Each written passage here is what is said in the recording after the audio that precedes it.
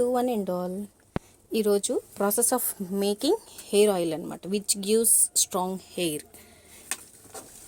And that ఇప్పుడున్న present పొల్యూషన్లో మనకి హెయిర్ ఆయిల్ అనేది జనరల్గా నార్మల్ కొబ్బరి నూనెగా పెట్టుకుంటే స్ట్రెంత్ ఏం రాదనమాట. కాకపోతే ఏంటంటే మనం ఓల్డెన్ డేస్లో ప్రిపేర్ చేసే మన గ్రాండ్ మదర్స్ వీళ్ళందరూ ప్రిపేర్ చేసుకొని యూజ్ చేస్తూ ఉంటారు.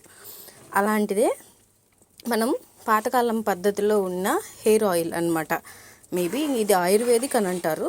ఆయుర్వేదిక్ కూడా అందరికీ ఆర్గానిక్ వేవి, కెమికల్స్ ఏమీ మిక్స్ చేయలేదు. ఇంకొకటి, ఈ హెయిర్ ఆయిల్ వల్ల ఏంటంటే యూజెస్, ఫస్ట్ ఆఫ్ ఆల్ మనకి హెయిర్ సమస్యలు ఏదైనా ఉన్నా, జనరల్గా ఉండే సమస్యలు ఏంటి, హెయిర్ ఫాల్. ఈ హెయిర్ ఫాల్ అనేది తగ్గుతుంది. ఇంకొకటి, హెయిర్ ఫాల్ తగ్గిన తర్వాత డాండ్రఫ్ కానీ, పేలు కానీ, ఇంకా వైట్ హెయిర్ నుంచి గ్రే హెయిర్గా మారుతుంది.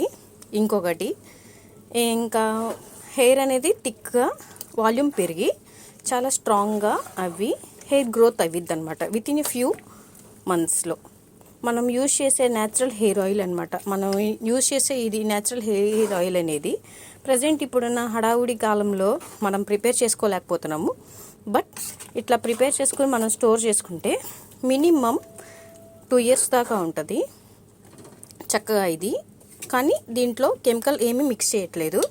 Only organic materials only organic materials వేసేలా చేస్తున్నాను అనమాట.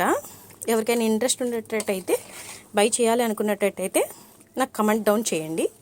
అంతే ఇంక ఈ వీడియో. బాయ్.